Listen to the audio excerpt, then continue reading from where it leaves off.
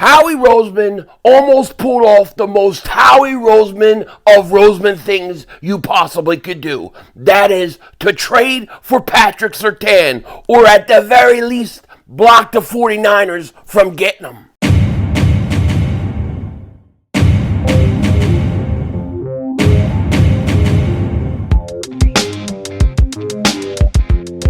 Dallas still stinks.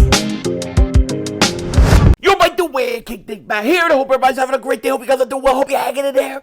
This is the most Howie Roseman of Roseman things I've ever heard. Even if the Eagles didn't make it happen, the fact that Howie Roseman did this and the fact that he tried to block the 49ers from it is the most Howie Roseman thing I've ever seen. You've got to love the little guy. With his Napoleon hat, his pocket pencil protector, his glasses, calculate the calculations of the cornbread. This is a calculation of the calculations of the cornbread to epic proportions. Now, what am I talking about? That's what you're wanting to know, and I'm just going to jump right in and tell you.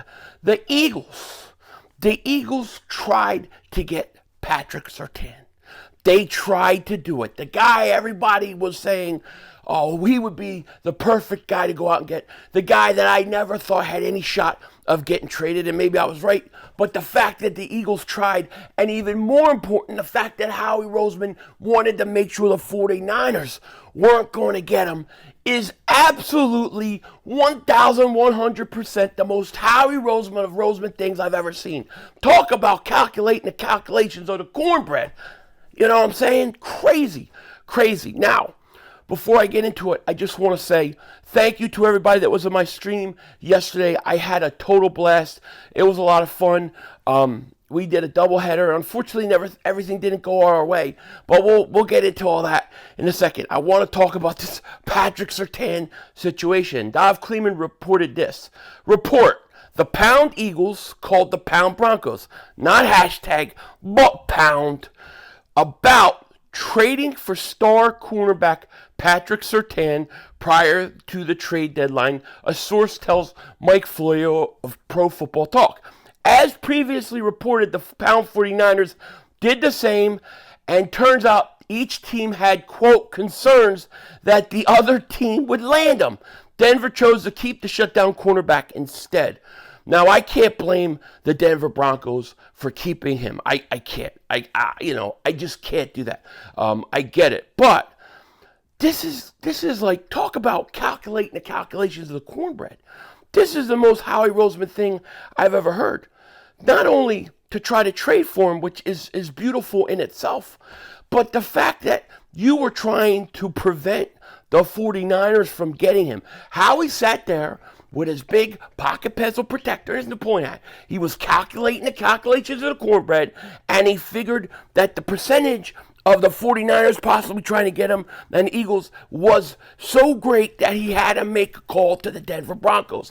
That's about the most Howie Roseman thing Howie Roseman could do. Besides, yelling and basically telling Carson Wentz, get your ass back on the field. I don't care that you're throwing up at it right now because you have a concussion. Get on the field or I will double moonwalk that ass. And his wife's crying. Wah, wah, wah. And it was, HBO series coming soon. But this is the most Howie Roseman of Roseman Howie things you could do. Call him up. Try to get him, and if at the very least, block the 49ers from getting him. Even if Howie Roseman's intentions, even if his intentions were not to land him, just simply delay the 49ers from getting him. It could have been a situation where he's like, look, we're not going to pay what the price would be for Patrick Surtain. However, if we could throw a monkey in a wrench, or a wrench in a monkey, whatever they say, I forget.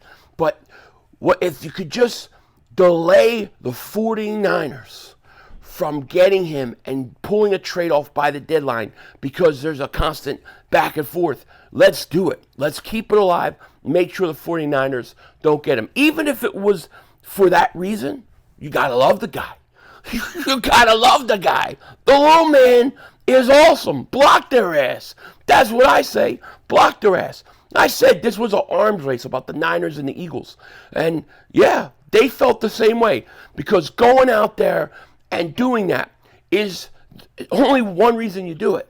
because you want to prevent the other team from getting him. Whether you have to get him on your team or not, it was a great idea by the Eagles. Don't let the 49ers get him, and if you can get him yourself, fine. Now, what would the Eagles have to give up? Probably a first-round pick. I would have definitely traded a first-round pick for Surtain. I think he's an absolute stud.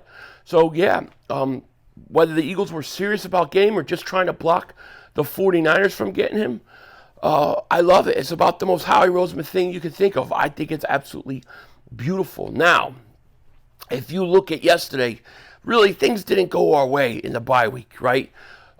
Dallas won, which we all knew that was going to happen. That's no big surprise. Dallas fans act like they've just done something by beating the Giants. Giants and Danny DeVito. Danny DeVito stinks. If I was his mom, I wouldn't make him any dinner. No more cutlets, no more washing your clothes, and no more making your bed. Go get it. Go get a place to live. You can't play. Throw for like 70-something yards? No, you're done. You're out. You're out of the house. That's what I would do. But that we knew Dallas was going to win. Then you had the 49ers, and this is the one that surprised me. I thought the Jags were going to be ready. I thought they were going to be hyped up. Big game for them. I thought they were going to look at this game versus the Niners as, a way to gauge and measure themselves. And boy, they took a beating. They took a beating by the 49ers. And then, of course, the Chargers, they don't know how to stop anybody on defense. They can't stop anybody on defense. 38 points against Detroit, and you still lose. So Detroit wins. And so now every team pretty much won. And now, we'll take a quick look at the NFC Conference standings. So when you look at the NFC Conference, look at this. You have the Eagles 8-1, Detroit Lions 7-2, the 49ers 6-3, Saints 5-5, Seattle 6-3, the Dallas Cowboys 6-3. Now, when I look at this, I say, first of all, I say this. I don't think any of these teams are catching the Eagles. Right now, the Eagles have a 70% chance to win the NFC home field advantage. A 70% chance. I don't think anybody's going to catch us. But if I had to say, okay, what one team out of any of them, if you had to worry about, who would you worry about? It's the Detroit Lions. I think the Detroit Lions are better than the Niners. I think they're better than Dallas. They're better than New Orleans. Okay? And the way I see it is this. They're 7-2, one game back behind us, right? Their schedule's really easy. Now, you may be saying, well, Philly, why not the 49ers and why Detroit? Well, the 49ers are 6-3. The 49ers have 3 losses, right? And the Eagles play the 49ers. Well, the way I see it is the Eagles control their own destiny in regards to the San Francisco 49ers. If the Eagles beat the 49ers, that would give the 49ers 4 losses. Regardless of what happens the rest of the year, they would have 4 losses. Well, when I look at the Eagles, I think realistically, I don't see the Eagles losing more than 3 games the rest of the year, at worst. So that would give the Eagles 4 losses if they beat the Niners. So the Eagles would have the tiebreaker. You wouldn't have to worry about the Niners. The Eagles basically control their destiny. Just beat the 49ers at home, and you got the tiebreaker over them. But when you look at the Detroit Lions at 7-2, you got to keep an eye on them. I'm not saying, listen, I don't think they're going to catch us. I want to make that clear. However, you got to look at what they're doing, because you got that game with Kansas City is such a big game for the Eagles. And I believe if the Eagles beat Kansas City, I believe they run the table on their schedule. But look at the Detroit Lions' remaining schedule, okay? They're 1 game out behind us. They just beat the Chargers. Next week they're playing Chicago. Then they play Green Bay, and that's Thanksgiving, and that's a home game. Then they're at New Orleans. Then they're at Chicago. Then they're versus Denver. Then they got at Minnesota, at Dallas versus Minnesota. Well, I think they're better than Dallas. I think they'll go in and beat Dallas. They'll probably, at the very least, win the last game versus Minnesota if they need it. And then, these other games are all winnable. They're all winnable. So they're going to be right on the Eagles' heels unless we can get a few losses. And if, let's say, the Eagles were to lose next week to Kansas City and Detroit beats Chicago, well, now you're in a situation where you both have the same record. and you're fighting. And this thing could get weird enough, and I'm not saying it's going to. I'm just saying things to put in the back burner, keep in mind.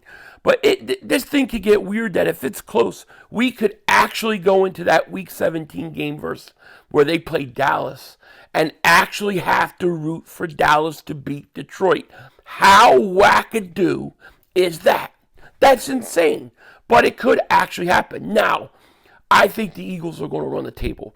And I really do. I think they're going to go in and shock Kansas City. But I think somewhere along the line, Detroit will stumble. I think they'll probably stumble versus Minnesota. I could even see a situation versus New Orleans. It'll happen. And, the Eagles right now are sitting there with a 70% chance of getting home field. And that's what this is all about right now. Home field throughout the playoffs. I do not believe anybody can come into Philly in January and beat the Eagles. Not in January, not in an NFC Championship game. I don't believe it's going to happen. I believe the Eagles could go into Detroit in January and beat them.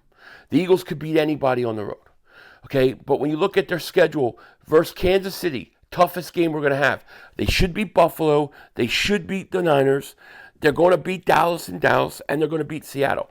Then they finish up with the Giants, Arizona, and the Giants. The Eagles are going to wind up running the table if they beat the Chiefs, and it won't matter. And it's going to be a hell of a game. Jalen Hurts versus Patrick Mahomes this year. Get this: 8-1 versus 7-2. 2,663 total yards versus 2,700. 22 total touchdowns for Hurts, 17 for Patrick Mahomes. Both have 8 interceptions. Hurts, 97 passer rating. Mahomes, 96.7. You're dealing with the best 2 quarterbacks in the football playing this week. That's what you're dealing with. This is going to be a hell of a game. But like I said, if the Eagles win and beat them, well, I think they beat Buffalo, and I think they beat the 49ers, and I think they beat Dallas and Seattle. I do. But let's say worst case scenario happens. Let's say the Eagles only win 2 out of the next 5 games, just for argument's sake. All right, let's say they beat Buffalo. Let's say they beat the Niners. Let's say they lose to Kansas City. They lose to Dallas. They lose to Seattle, just for argument's sake. All right. Now, the Eagles would still have 10 wins going into their last 3 games versus Giants, Arizona, and the Giants. That's 3 more wins. So at the very least, the Eagles are looking at least 13 wins right now. At least 13 wins. I think most likely they'll have 14 wins. But that's why I don't worry about San Francisco, because one law is if they beat San Francisco head-to-head, it's fine. The only team you really have to worry about, in my opinion, is the Detroit Lions, as long as you take care of business. Now, if the Eagles beat Kansas City this week, which I think they're going to, guess what? They're going to beat Buffalo, they're going to beat the 49ers, they're going to beat Dallas, they're going to beat Seattle, and then that Giants game probably clinches the whole thing, and you're sitting and resting guys the last 2 weeks of the season. That's what I think is going to happen. I think we're headed for a Christmas Day game, right? Christmas Day game versus the Giants. I think we're headed for that's going to clinch the number 1 seed. It's going to be a hell of a Christmas present to get that number 1 seed. But this is going to be a very interesting second half of the season, and it starts now. So the Eagles could have had Patrick Surtain, didn't work out. Bye week is over. Everything went down the way it did, and we're just ready to roll. With that said, take care. Talk to you later. Of course, don't be a dingbat, and remember, it's how we vision. We're all just living in it.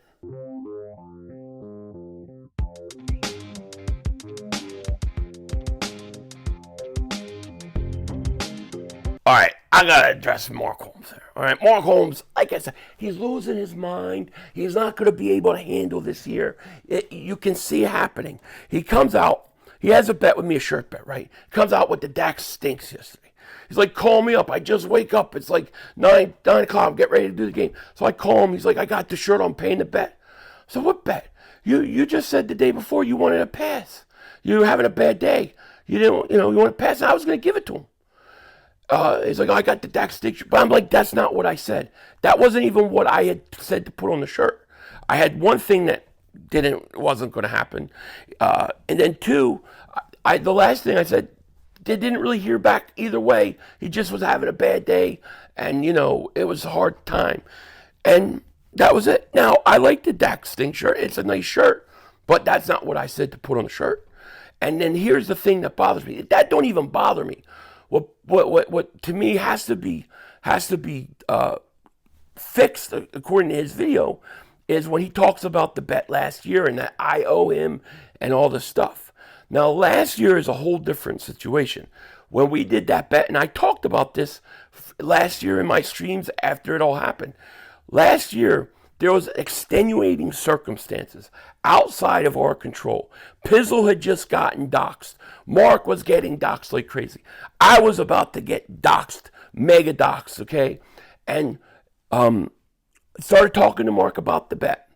And because of those situations, he was like, let's just not worry about it right now. It's not worth it because you don't need to get doxxed.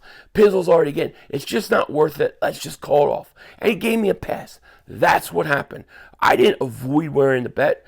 I'll wear any shirt. That doesn't scare me. I've already done it before. I've shaved my head multiple times before. I don't care. But Mark gave me a pass, and that's why I was going to give him a pass yesterday. And then he made a shirt that I didn't even say to do.